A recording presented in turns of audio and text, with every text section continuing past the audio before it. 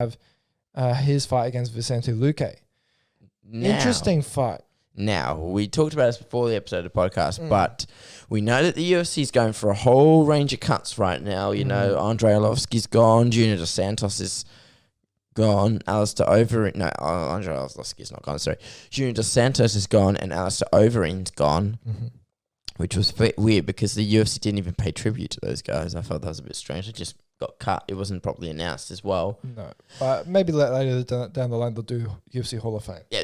Which they're both Hall of Famers. Regardless. Oh, for sure. But everyone has been like sort of depicting for weeks that Tyron Woodley could be next potentially for these cuts if he loses to Vicente Luque. Well, because Dana White and Tyron Woodley have never been in each other's good books. No, he said he's one of the most frustrating fighters to deal with. Yeah, and the last thing you want to do is piss off Dana because Dana has so much power. You know, obviously he's the president. And then I even remember Dana saying openly in an interview, completely unfazed. He says every time Tyron Woodley opens his mouth, he shoots himself in the foot. Yeah. And, you know, and the other thing I found out today is that ever since Tyron Woodley has dropped his rap video, he hasn't won a fight. He hasn't won a fight in quite a few years. I think following the Darren Till fight, that was the last one he won. That was the last time he won, and then he did the rapping thing. It was like when he dropped his song "Falling Out of Love with You" or whatever it was. He's now currently on a 3-fight losing skid, and it's unfortunate, but warranted because I think he's been a bit spread a bit too thin. He's tried to juggle a few things, rapping. He's also done the commentating as well, the commentary desk as well. He's done quite a few things. He's a good commentator though. He's a good commentator. I do like listening to him. But it's also warranted with that 3-fight losing skid because they've given him the toughest matchups you can. He's fought Kamaru, fought Gilbert, and he fought Colby, right? I hope that rib is now healed up following the Colby commenting. It's been about a bit of time. It's been September last year. So there's been tons of time for him to recover. I just hope that rib is not susceptible to damage again. We don't know how bad the break was. I think it was actually not so much the break with the rib. It was actually some of the... I think it was actually... I don't know if it was an intercostal muscle or something like that, but it was something similar like... Yeah. One of the ligaments was damaged. There was pretty extensive damage to his rib. But even that, but when you said, oh yeah, they're giving him killers, well, Vicente Luque, he's a killer as well. He's on a Luque. Vicente Luque. Luque. He's on a 4-fight winning streak, 3 of them by knockout. Two-fight win streak. He lost to Stephen Thompson. Yeah, Stephen Thompson, every time I look at the ranking thing, it's always like his latest one at the top. I thought it was the bottom. Yeah, you know what I mean? So that's why. But, okay, so in the last 2 years, he's had 5 fights, and he's lost 2 of them. Mm-hmm. Yeah, so... The only people he's lost to in the UFC have been Leon Edwards, who's arguably a title contender at welterweight, and Stephen Thompson, who has already been a title contender twice. Yeah. So... He's only 29. That's the thing. Yeah. Tyron Woodley is a good bit older. Actually, I don't know his age, to be honest. Let's have a quick look. He's got a really big hockey. He's got a... He's 38. Yeah. He's got a knockout, highlight reel as well, Vicente Luque. And not even that, but I think he almost got knockout of the year one year when it was a knee. A knee. I can't remember who it was to, though. Anyway. But the thing is, this is an easy way out for Tyron. Tyron could be battling for his job, because he's like 3 losses, and we talked about in a previous podcast. I think it was Brian Barberina. Yeah. Back in 2019. Yeah. Because then you look at his resume and you say, oh, if they lose 3 fights in a row, you got a question mark next to your name. And then if you lose again, you know, that could be potentially your last fight, really, and then they might cut you from the UFC. And plus, again, Tyron's 38. That's near retirement age. But we've seen older fighters, of course, That's typically in the light heavyweight and heavyweight division. Even Glover Teixeira, light heavyweight fighter, I believe he's around 40, 41. He's 40.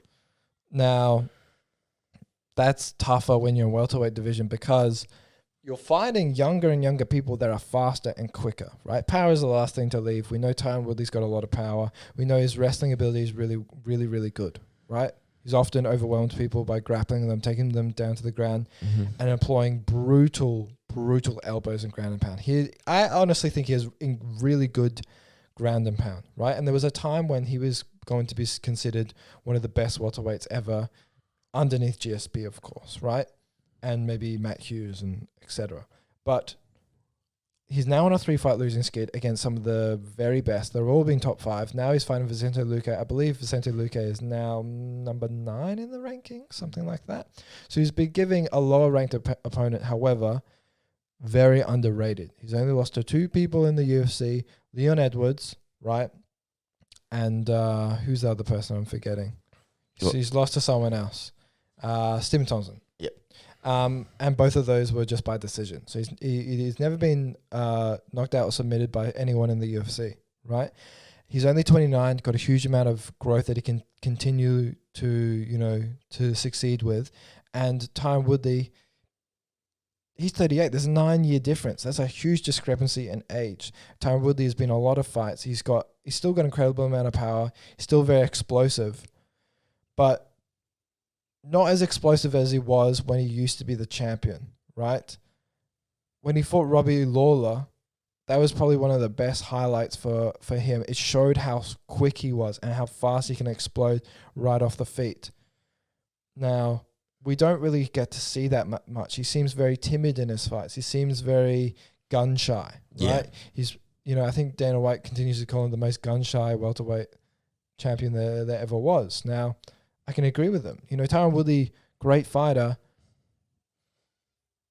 big personality, but he seems very withdrawn when he's fighting. He doesn't like to hit the switch. Yeah. And I think it's dangerous to then be aggressive and hit the switch against Vicente Luque, because you could arguably be hit by one of those flying knees or knocked out again. Yeah. So it's an issue. It totally is an issue. And I would honestly, I think Tyron Woodley is kind of spent. I think he's hit his goal. I think he defended his title numerous times, and now he's kind of at the later stages of his career, right? I think he's having successes in rapping and other things, and being a commentator, that I think he will lose this fight. I think Vicente Luque is arguably very underrated, very explosive, and I think Tyron Woodley's power is still there, but his speed has waned as well. He's very gun-shy. And if he chooses then to be overzealous and over-aggressive, then he's going to be counted and knocked out. So how you look at it is 2 things. 1, Tyron's age, obviously, because he's much, much older against a younger fighter. And 2, he's just got so much going on outside of the UFC. He has so much business. It's diminished his personality in the cage, right? He's been very timid. We know he's got the power, but he never seems to. If he misses a shot, they're in maybe 1 or 2 punch combos. He never seems to. When he was a lot more explosive, right? He used to just rush people, just rush them, and it worked. It worked really, really well, because he would put through these multiple punch combinations, and he was so fast off the back foot, boom, just like a train through you, right? Incredibly explosive. And I think he is well-rounded as well. He's got his black belt in Brazilian Jiu-Jitsu. He's got incredible grappling ability. He can knock you out, right? Mm-hmm. He's powerful. He's huge. He's got a size difference at welterweight. Obviously cuts a bit of weight, but he's got a massive size difference. I think he's just different. Yeah. He's not the same fighter mentally. I think perhaps he's hit his goal, been a champion, defended it, and think maybe he wants to move on to the next thing, which is why he was moving on to the rap career. And I think he's just a bit gun-shy. And if he chooses then to switch and to be this overzealous, over-aggressive fighter, he can then get KO'd. The only way I can see Tyron winning is by grappling Vicente Luque the entirety of the fight. I think that's the only way Tyron wins. And I think it still sets up Vicente Luque's counters very well. I think Luque will beat Tyron. Yeah. What do you think? I agree. Vicente probably will beat Tyron, but I reckon it will probably be by decision. You think so? I think it would be by decision or potentially a TKO.